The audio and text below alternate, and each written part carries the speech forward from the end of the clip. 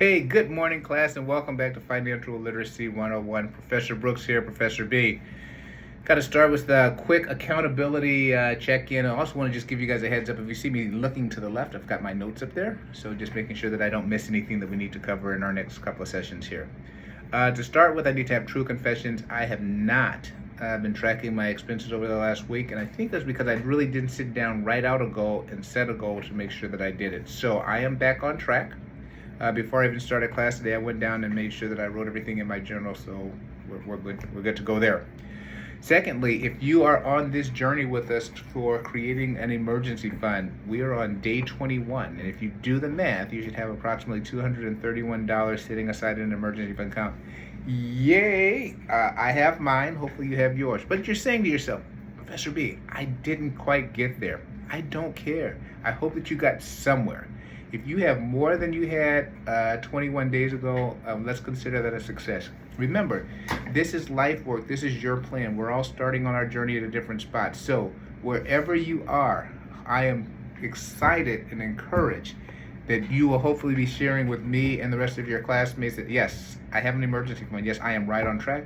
Or maybe you found yourself with extra cash and you're like, you know what, I want to increase my emergency fund to be a little bit bigger. And you put a little bit extra aside. But if you didn't, even if you only had $1 and you now have $21 set aside, continue, keep it up. Remember, we have to be disciplined in our efforts to become financially independent and financially responsible.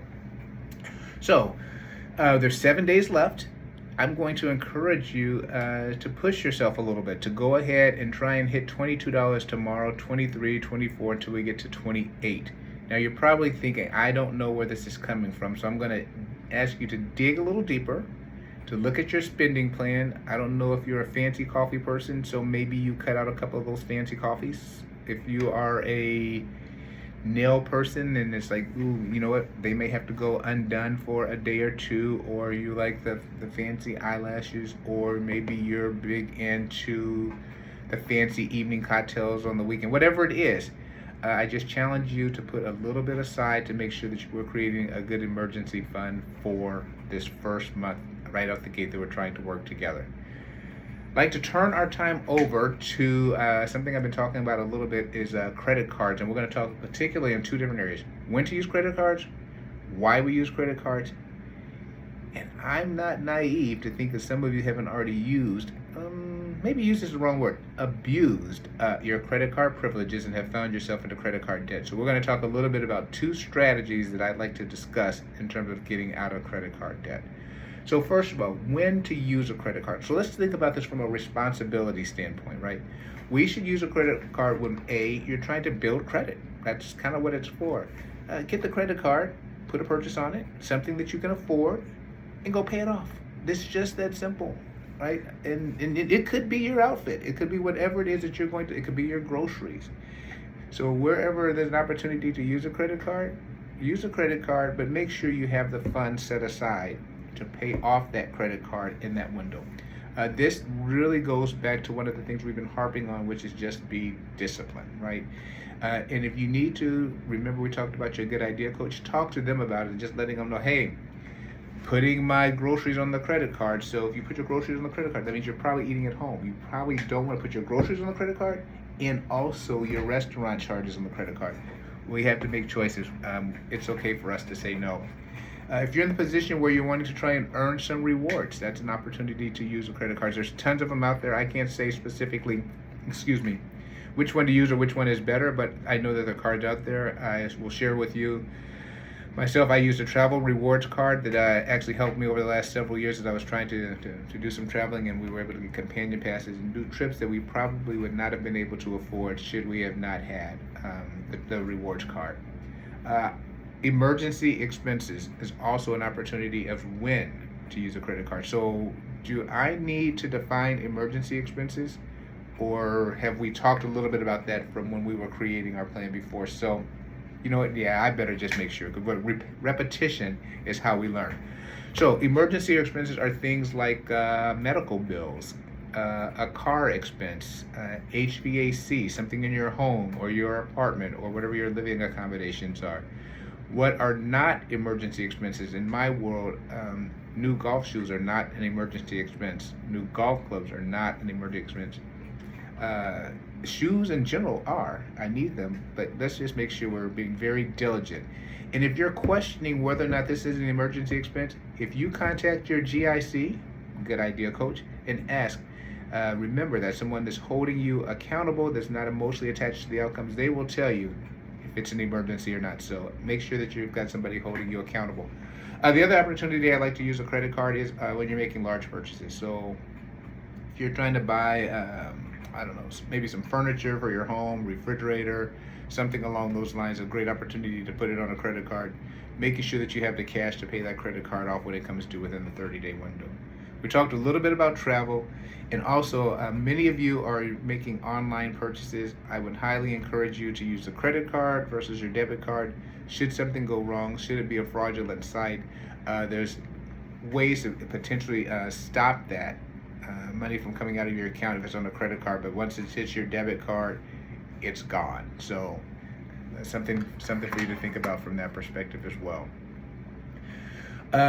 So we talked a little bit about when to use a credit card if we're trying to build credit, earning rewards, emergency expenses, large purchases, travel, and online purchases. The next question is why? Why do we use a credit card? I like to use a credit card out of convenience.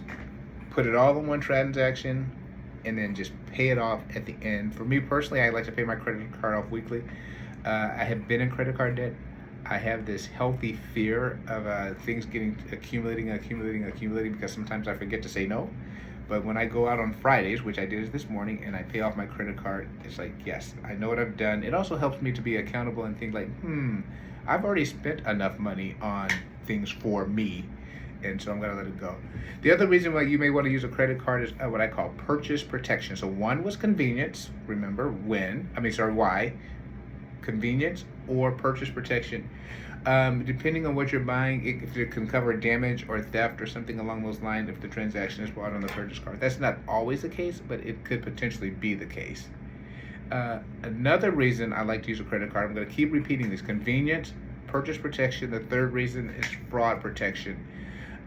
Generally, credit cards offer a better protection for fraud than debit cards. Once the money's out of your account, it's really, really tough to get it back. A lot of times what happens on a credit card, the transaction is pending until either the company that you purchased it from actually processes it. So there may be an opportunity to stop it should there be some type of fraud or something along those lines before the transaction goes through. And the final reason is financial flexibility. Now this is, I hate to share this with you, but I got to be honest. It provides a line of credit when you need it, and it offers flexibility for managing your finances. But remember, we have to be disciplined and accountable. So what's a need? And I want to continually go back.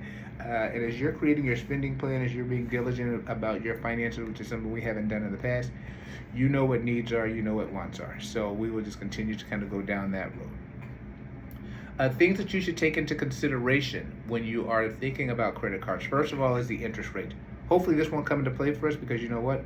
We're paying off our credit cards before the 30-day window. They're giving us a grace period here. Buy it, pay it off, no interest, all good. It's only when we buy it and we start to make those minimum payments, we start to accumulate interest. And if you ever take a look at your credit card statement, you may actually find that you're accumulating more interest than your minimum payment. So something to look at, and we'll talk a little bit about what happens when we're doing that when we talk about strategies for debt reduction. The other thing is spending habits. Now, here's the deal. The credit card is easy. You pull it out, you give it to them. So if we're not disciplined, if we're not holding each other accountable, it can be very, very easy to find ourselves getting into credit card debt, which we will talk a little bit about. So make sure that you're being conscientious about your credit card and what you're spending it on. And the last thing I want you to make sure, take a look at the fees, right? Just look at some of that fine print down there and just see, are there fees for just having the card? And if that's the case, that's maybe not the card that you need, right? We want to make sure that we're being fiscally responsible with the funds that have been entrusted to us, or in some cases, the funds we work really, really hard for. So you remember, considerations for the credit card are the interest rate, your personal spending habits, and then taking a look at some of the fees.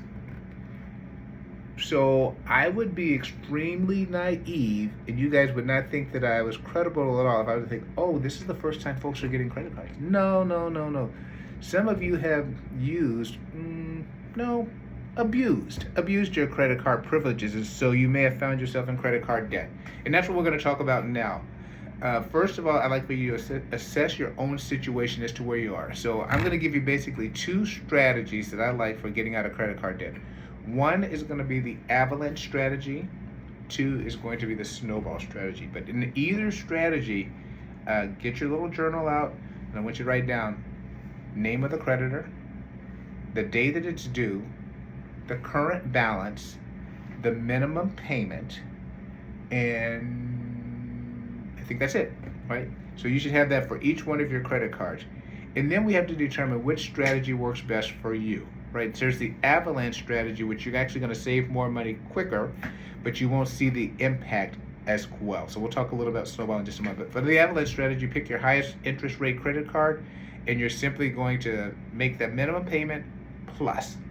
And I like to say double. So if the minimum payment is $25, if you can make it $50, that's great. Now the other key here is you can't miss any of the other credit card payments. So if you have more than one, maybe you can't double it, but you're making more on that one than anything else, right? So you're kind of start to see that one go down, and you're going to be saving money.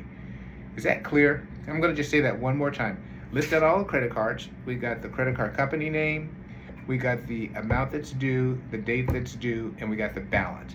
And then we're simply making that minimum payment plus, while maintaining and making sure that we're making payments on all of the other credit cards. We're starting with the highest interest rate card, and then basically it's going to be an avalanche, and it's going to go downhill. The other option I like to call is the snowball method, right? Now the snowball method is basically the opposite. We're going to actually start down here with the credit card that has the lowest balance. So let's just say this balance is $500 on this credit card. Your minimum payment is $25. So you're going to pay $25 plus. I'm going to encourage you, if you can double that to $50, that would be great. And then we're going to see that credit card go away. Once that credit card's gone away, we're going to take those payments and we're going to put them on the next credit card with the lowest balance. Make that minimum payment plus the payments that you were making on the other. If you continue to do this, if you continue to be disciplined, you will see those credit card balances start to decrease extremely quickly, especially if you're only putting on there things that you can afford. And we will find ourselves getting out of credit card debt. So, two different strategies, avalanche, pay off the highest interest rate card first, or snowball, pay off the lowest balance first. If you need to go back and reread this or re-listen to this section just to make sure you got it clear, please do so. Other things to consider when you're thinking about getting out of credit card debt, or maybe you do a balance transfer. Now, I'm going to caution you, going to say yes, if you can transfer from a credit card that has a high balance down to one that has a zero introductory rate, absolutely the right thing to do. However, it doesn't change your strategy whether or not you're using avalanche or snowball. They continue. You're just able to save a little bit more interest by doing that. I'm not going to necessarily advocate this, but I'm just basically sharing information with you. You can also take out a personal loan versus, maybe you can go to your bank and you'll find yourself getting a loan which has a significantly lower interest rate than the interest rates that are associated with credit cards, which could sometimes be, upper 18, 20, 22, 24%. Don't know exactly. I haven't looked at them lately, but I know that they are pretty high. Or basically, covenant. I love the word plan. I don't like, so maybe it's a debt management plan where you go back and you start to talk to a credit counseling agency or a credit counselor. I'm not that person. I know that there are people out there that do that for a living and exist, but make sure that if you're talking to them, that whoever you're talking to about your finances, that you're always reaching out to your good idea coach, letting them know what's going on so that you're not going at this alone. When you're doing this, it might be a little shame and embarrassment, but here's the deal. At the end of the day, it's not about judgment. It's about making sure that we're being fiscally responsible with the funds that have been entrusted to us. Maybe it's time for you to contact the credit company agency and just let them know, hey, this is where I am. What can we do? I don't know if that's an option, but I've heard people say that they've done that in the past. Something to consider. Or, those are ways to kind of decrease credit card debt. Now, what about the other side? What if you increase your income? Like, what? So we've all been given God-given talents, right? I don't know what your talent is, but maybe it's not a talent. Maybe it's just a hard work ethic. Maybe it's time for you to take on that side hustle. Maybe you braid hair. Maybe it's time for you to go ahead and charge all of your friends that you've been doing their with for. Maybe you are the best cleaner and you need to, set up your own little cleaning company. I'll come in and clean your house. But the key is when you get this side hustle income, that's not for more stuff. That is to either apply to whichever strategy you've chosen, the avalanche or the snowball, to make sure we're talking about debt reduction. Now, the other thing that's interesting I want you to talk about in terms of your income, if you are currently employed, maybe now's the opportunity to go and have a conversation with your supervisor. You've been a little bit afraid about it. You're like, oh, I don't know. Hey, you know what? Having the conversation doesn't mean anything other than having the conversation. Hey, employer, these are the things that I've been doing. These are the things that I bring to the table. I know we're due for annual raises. I'd like to understand what mine's going to look like, or what can I do? And once again, if you do get that annual raise, let's be very diligent about making sure that we reduce our debt, right? So that money, once again, is going specifically to this purpose. Once our debt's gone, we have the freedom to increase our emergency fund, our savings account. What? Maybe go buy some of the things that we have said no to. And this cool thing is, this window that we're saying no, this is not an eternity. This is just to get us back on track. And once we have these habits, and remember, habits don't take 21 days. My research shows that it's about 66 days. For some of us, it can be done in 14 days, and some of us, it takes over a year. So you just need to know you. And when you fall off the track, when you fall off the wagon, or when you're not doing it exactly right, just jump back on, grab your journal again, call your accountability coach, and just make sure that you're doing the things right to be fiscally responsible. You may need to, for me, I love the tracking, right? So when I can write it down in my little journal, I'm actually getting close to actually using an Excel spreadsheet. And we may talk a little bit about Excel spreadsheets and the spending plan maybe in an upcoming session, because I'm finding a lot of value in doing that versus this handwriting. But the handwriting right now is good for us because when we write it, we see it, we feel it, right? So we may need to continue to do that. I don't know where you are on your journey, but maybe you need to seek professional help. I mentioned this a little bit earlier. There are credit counseling agencies out there that can help you. Maybe you need to talk to a financial advisor, but just make sure that whoever you're talking to is credible, right? And if you're questioning whether or not they're credible, ask your GIC, ask your good idea coach, and have them come along with you. There's no shame, there's no judgment. We're here to become fiscally responsible. Now, in all of this debt reduction stuff, here's what's crazy. It comes back to something we've talked a little bit about in the past. You got to be disciplined in this, right? You can't just do it today and stop. You need to make sure that you're finding somebody to hold you accountable, because it doesn't work if you don't. And the last thing is, got to be patient. We didn't get into debt overnight, and we're not going to get out of debt overnight. But if we continue to do those things, we will get there. Last thing I want to talk about, as it kind of relates, and it's not necessarily credit cards, but just credit in general, is I want to talk a little bit about, I call them the 5 factors of your credit score, right? So people are like, hey, what's my credit score? Why is my credit score 300, or my credit score is 2,000? I'm like, your credit score can't be 2,000, because here's the deal. The system only goes from about 350 to about 850 or 800, 300, sorry, get my numbers correct, 300 to 850. So if you have someone out there telling you that they have 1,000 credit score, they're just lying, because they don't even know. So let's not listen to them, especially. And maybe we should not consider that individual as your good idea coach for financing. Probably a great friend for other stuff, but not for this subject. So when it comes to what we call the FICO score, which is your credit score, there are 5 factors that are generally taken into consideration when you're thinking about this. The first one is your payment history, and it generally makes up about 35%. So when we were talking a little bit earlier about getting out of debt, and I'm like, hey, make sure that you are making all of your payments. Even though you may be focused on one, you can't miss the other payments, because that does have an impact on your actual credit score. You need to make them on time. Making them late or missing them also has an impact on your credit score. And that's about 35% of what the credit agencies are looking for when they talk about your credit score. The other amount, the next area is the amount that you owe, which has about 30% impact on your credit score. And this is the total amount of debt that you have compared to the total amount of available credit that you have. A high utilization, meaning owning a large percent of your available credit is used, generally has a negative impact on your credit score. So make sure that you keep your credit card utilization down, meaning that you get it, you pay it, and making sure that it's kind of in proportion to your income. So if you don't make much, you can't have a whole heck of a lot of credit out there. It kind of makes sense. 15% of that calculation is based upon how long, the length of credit that you've had out there, looking at your oldest account and the age of your newest account, and basically looking at the average of all of your accounts. New credit has about a 10% impact on that. So opening up multiple credit accounts at the same time from different lenders, kind of a red flag. If you're going over here and getting a credit card from this bank and then from this department store and from this department store, has a negative impact. And then the type of credit that you have. So there's revolving credit, which are credit cards, and then there's loans, which you go to get directly from the bank. Mortgage loans or on your car or something along those lines.